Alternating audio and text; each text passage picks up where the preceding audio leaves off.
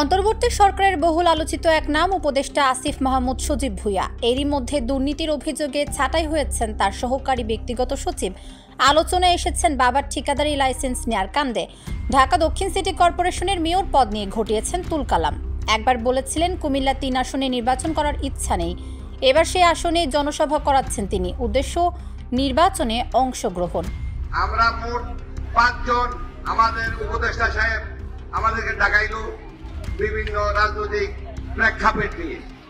আমি বলেছি যে আপনি মুরাদনগরের সন্তান, যে মাটি আপনাকে ডাকে, যে মাটি থেকে আপনি নির্বাচন করতে হবে এবং বাঙ্গর উপজেলা বাস্তবায়ন করতে হবে। ওনার তখন উত্তর ছিল যে তাইলে আপনারা একটা জনসভা করেন বড় করে, যদি ওই জনসভায় লক্ষ লক্ষ লোক, হাজার হাজার লোক উপস্থিত থাকে, তাইলে আমি ওই জনসভায় ইনশাআল্লাহ এই উপজেলা ডিক্লারেশন দিব। কুমিল্লা ৩ আসনের নির্বাচনী এলাকা মুরাদনগর ভাঙ্গরায় জনসভা করছেন তার অনুসারীরা। সেই জনসভায় বক্তারা ফাঁস করে দিয়েছেন উপদেষ্টা আসিফ মাহমুদের পরিকল্পনা। বক্তারা বলছেন উপদেষ্টার নির্দেশনাতেই এলাকায় জনসভা আয়োজন হচ্ছে। এসব জনসভায় বলতে হবে তারা আসিফ মাহমুদকে নির্বাচনে দেখতে চান, তাহলে উপদেষ্টা পরে বলতে পারবেন জনগণের চাওয়ার কারণেই নির্বাচনে অংশ নিচ্ছেন।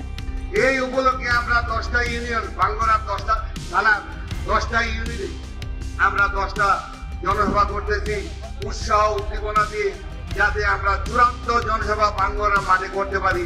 ওইখানে লক্ষ লক্ষ লোক আপনারা প্রমাণ করবেন যে আসিফ মাহমুদ সাহেবের সাথে, আসিফ মাহমুদের পাশে আপনারা আছেন এবং থাকবেন।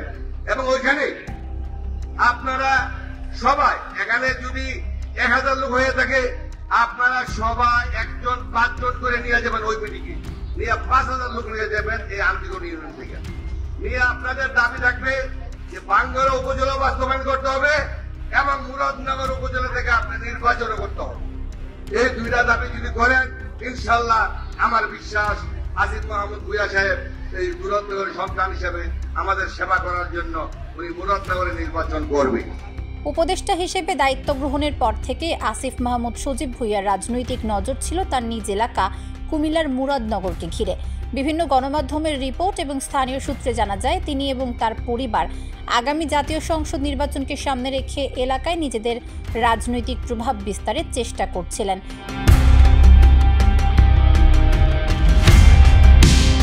অভিযোগ রয়েছে এই প্রভাব বিস্তারের খেলায় তিনি ক্ষমতার অপব্যবহার করেছেন।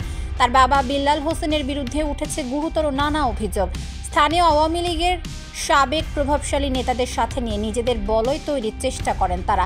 আসিফ মাহমুদের চাচাতো ভাই ওবায়দুল্লাহকে মুরাদনগরের এনসিপির আহ্বায়ক করা হয়, যা এলাকায় নিজেদের রাজনৈতিক ভিত্তি মজবুত করার একটি প্রচেষ্টা হিসেবেই দেখা হচ্ছিল।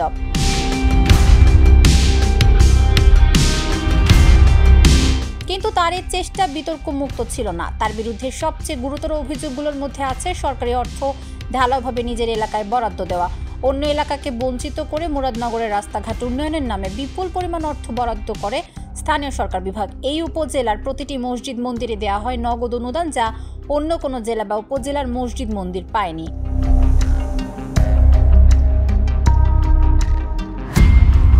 উপদেষ্টা আসিফ মাহমুদের বিরুদ্ধে আরেকটি অভিযোগ, তিনি তার রাজনৈতিক প্রতিপক্ষ বিএনপি নেতাকর্মীদের দমনের চেষ্টা করছেন। থানায় হামলার মিথ্যা অভিযোগ এনে পুলিশকে ব্যবহার করে বিএনপি নেতাকর্মীদের বিরুদ্ধে মামলা দেওয়ার অভিযোগ ওঠে তার বিরুদ্ধে। অতীত আওয়ামী লীগ ও যুবলীগের নেতাকর্মীদের দেওয়া হয় স্থানীয় এনসিপিতে।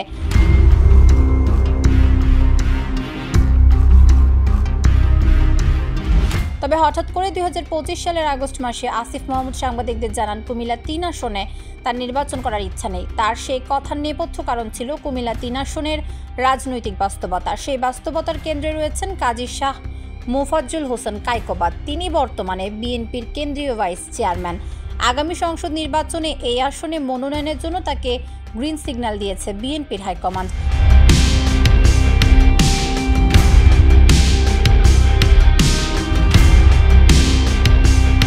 এই আসনে 1986 থেকে 2008 সাল পর্যন্ত বিভিন্ন মেয়াদে 5 বার সংসদ সদস্য নির্বাচিত হয়েছেন কায়কোবাদ। দীর্ঘ সময় ধরে জনপ্রতিনিধি থাকার কারণে মুরাদনগরের মানুষের কাছে তার জনপ্রিয়তা আকাশচুম্বী। আসিফ মাহমুদ মাঠের পরিস্থিতি বিশ্লেষণ করে দেখেছেন, এখানে কাজী শাহ মোফাজ্জল হোসেন কায়কোবাদের জনপ্রিয়তাকে চ্যালেঞ্জ করা অসম্ভব। এই কঠিন বাস্তবতার মুখে আসিফ মাহমুদ তার কৌশল বদল করেন। নিউ ইয়র্ক ভিত্তিক একটি গণমাধ্যমকে দেওয়া সাক্ষাৎকারে তিনি জানিয়েছিলেন, তিনি জাতীয় পর্যায়ে রাজনীতি করতে চান। স্থানীয় পর্যায়ে নির্বাচন করা তার জন্য সুবিধাজনক নয়। ঢাকা শহরকেই তিনি তার রাজনৈতিক কর্মকাণ্ডের কেন্দ্র হিসেবে বেছে নিতে চান। পরে সাংবাদিকদের জানান, নির্বাচনের তফসিল ঘোষণা হলেই তিনি উপদেষ্টার পদ ছেড়ে দেবেন। তবে উপদেষ্টার পদ ছেড়ে কোন দলে যোগ দেবেন তা পরিষ্কার করেননি। তার ঘনিষ্ঠরা তখন জানিয়েছিলেন, বিএনপির কাছে রাজধানীর কোন আসনে মনোনয়ন চেয়েছিলেন আসিফ মাহমুদ, কিন্তু বিএনপি তার সেই ইচ্ছাতে সাড়া দেয়নি। তাই আবার তিনি ফিরে যাচ্ছেন মুরাদনগরে, সেখানেই নির্বাচনের পরিকল্পনায় জনসভা করাচ্ছেন। বিএনপির প্রতিদ্বন্দ্বী হিসেবে নির্বাচন করতে ব্যবহার করছেন সরকারি প্রভাব।